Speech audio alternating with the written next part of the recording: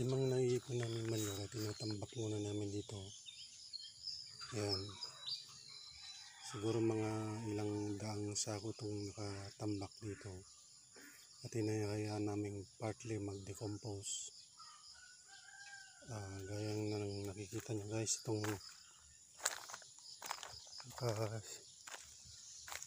tambak na mga to, may makikita nyo may parang may mga umuusok-usok pa rito.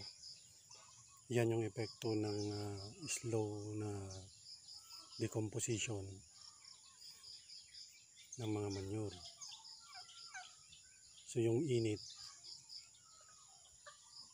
sumisingaw, tanda ng unti-unting pagkabulok ng mga manure.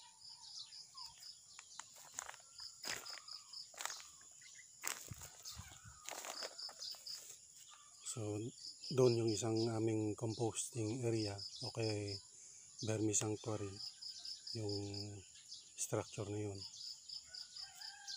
So ayan guys, hinayaan lang namin dyan umaraw umulan. Minsan inaabot pa ng ilang buwan dyan na nakatambak hanggang sa matuluyan siyang ma-decompose.